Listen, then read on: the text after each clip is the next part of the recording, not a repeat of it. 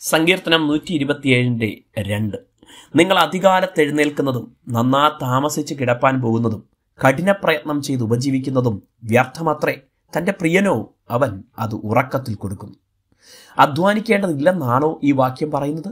അങ്ങനെയെങ്കിൽ ബൈബിളിലെ അധ്വാനമെന്ന വിഷയത്തിൻ്റെ അടിസ്ഥാന സ്വഭാവത്തോട് ഈ വാക്യം യോജിക്കുകയില്ല എന്ന് വരും.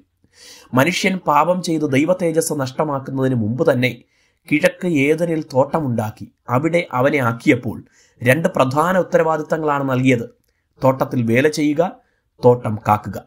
മനുഷ്യന്റെ നന്മയ്ക്ക് അവൻ അധ്വാനിക്കണമെന്ന് തന്നെ ദൈവം കൽപ്പിച്ചിരിക്കുന്നു. എന്നാൽ പാപം ചെയ്ത ശേഷം ആ അധ്വാനത്തിന് വർധനവുണ്ടായെന്ന് കരുതാം. ശലോമോൻ തന്നെ നിരവധി സദൃശവാക്യത്തിൽ അധ്വാനത്തിന്റെ മഹത്വം, പ്രാധാന്യം എന്നിവ വ്യക്തമാക്കുന്നു. മടിയൻ മാതാപിതാക്കൾക്കും കുടുംബത്തിനും സമൂഹത്തിനും ദോഷമാണെന്ന് ഉറപ്പായും പറയുന്നു. അപ്പോൾ അതിൽ നിന്ന് വ്യത്യസ്തമായി ഈ സങ്കീർത്തനം രചിക്കുമ്പോൾ എഴുതുമെന്ന് കരുതാൻ വയ്യ. ഈ വാക്യത്തിന്റെ ആദ്യ വാക്ക് നിങ്ങൾ ഈ വാക്യത്തിന്റെ അർത്ഥത്തെ തന്നെ വ്യക്തമാക്കുന്നു. മുൻപിലത്തെ വാക്യത്തിലെ ദൈവത്തെ കൂടാതെ വീട് പണിയുന്നവർ, പട്ടണം കാക്കുന്നവർ എന്ന അർത്ഥത്തിലാണ് ഈ നിങ്ങൾ എന്ന പദം ഇവിടെ ഉപയോഗിക്കുന്നത്. ദൈവത്തിൽ ആശ്രയിക്കാതെ സ്വന്തം കഴിവിൽ എന്തും ചെയ്യാനാകുമെന്ന് അഹങ്കരിക്കുന്നവരെ കുറിച്ചാണ് ഈ വാക്യം.